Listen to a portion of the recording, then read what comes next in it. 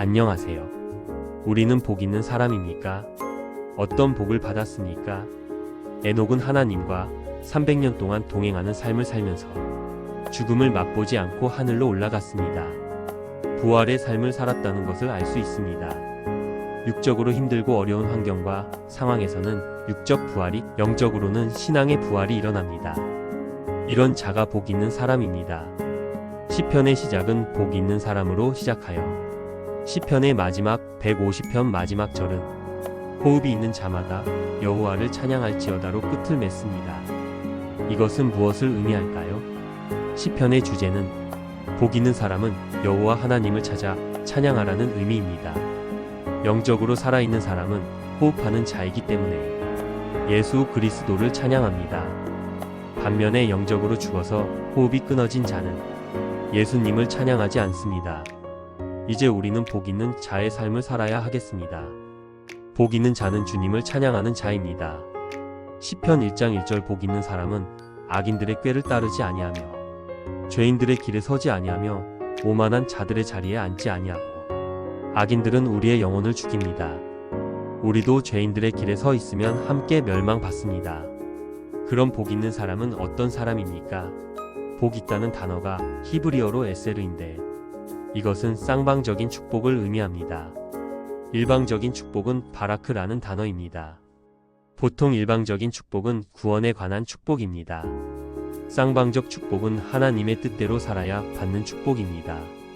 에세르의 축복은 하나님을 바라보면서 똑바로 걸어가는 것을 말합니다. 시편 1장 2절 오직 여호와의 율법을 즐거워하여 그의 율법을 주야로 묵상하는도다. 복 있는 사람은 어떤 인생입니까? 여호와의 율법을 즐거워하는 사람입니다. 복 있는 사람은 율법의 말씀을 깊이 생각하여 이 말씀이 어떤 말씀인가 고민하면서 밤새워 신음하는 사람입니다. 히브리적 개념의 묵상은 사자가 신음하고 으르렁거리듯이 말씀을 깊이 생각하는 것을 말합니다.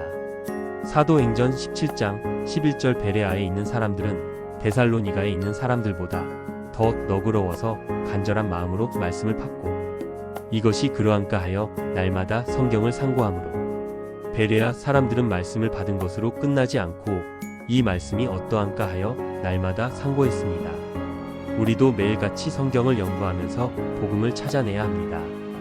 그리고 복음의 말씀을 깨달으면 사자가 먹잇감을 잡아놓고 포효하듯이 하나님께 감사해야 합니다. 이런 자가 하나님 앞에서 복 있는 사람입니다. 시편 1장 3절 그는 시냇가에 심은 나무가 철을 따라 열매를 맺으며 그 잎사귀가 마르지 아니함 같으니 그가 하는 모든 일이 다 형통하리로다. 우리가 생각하기를 이 나무가 스스로 시냇가에 있었던 것처럼 생각할 수 있는데 그렇지 않습니다. 이것은 심겨진 나무입니다. 저와 여러분도 하나님께서 예수 그리스도에게 접붙여 주셨습니다.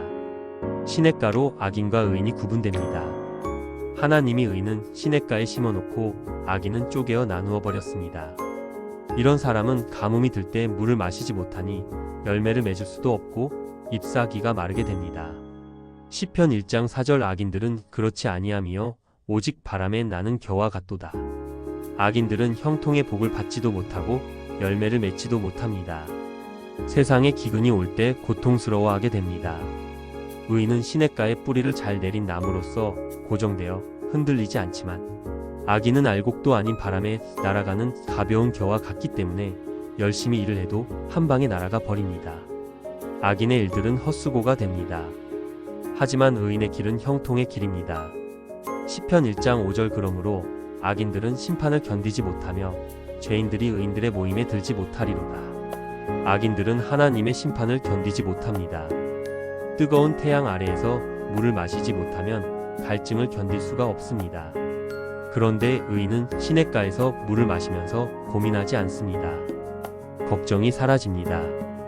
하나님은 구원받은 나를 예수 그리스도의 시냇가에 심어주셔서 세상의 경제적 기근과 영적 기갈에도 고민하지 않고 근심 걱정 없는 한 해를 살아가게 하십니다. 죄인들은 의인들의 모임에 들어오지 못하기 때문입니다. 누가복음 16장 26절 그뿐 아니라 너희와 우리 사이에 큰 구렁텅이가 놓여 있어 여기서 너희에게 건너가고자 하되 갈 수 없고 거기서 우리에게 건너올 수도 없게 하였느니라. 예수님은 부자와 나사로의 비유를 통해서 말씀합니다. 부자는 음부에서 불꽃 가운데 고통을 당합니다. 그런데 나사로는 아브라함의 품에서 쉬고 있습니다. 부자가 아브라함의 품에 있는 나사로를 보고 가려고 해도 갈 수가 없습니다. 큰 구렁텅이가 놓여 있어 이곳에서 건너갈 수도 없고 음부에서 건너올 수도 없습니다.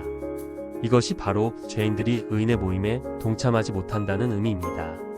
시편 1장 6절 무릇 의인들의 길은 여호와께서 인정하시나 악인들의 길은 망하리로다. 의인들의 길은 하나님이 인정하지만 악인들의 길은 멸망합니다. 의인은 하나님이 인정한 사람이요 악인은 하나님이 인정하지 않은 사람입니다. 의인들의 길을 여호와께서 인정하신다는 의미가 무엇일까요? 하나님이 인정한다는 것은 모든 의인의 길을 알고 이해하신다는 의미입니다. 우리가 살아가는 올바른 길을 하나님은 모두 알고 계십니다. 우리는 알지 못하지만 하나님은 우리의 모든 계획을 알고 있습니다. 하나님께 우리의 모든 것을 내려놓고 복음의 말씀을 묵상하면서 주님의 시냇가와 같은 교회에서 열심히 신앙생활하면 하나님께서 주시는 큰 복을 누리면서 살게 됩니다. 이제 구원받은 우리는 열심히 주님의 말씀에 순종하여 사는 자가 되어야 하겠습니다.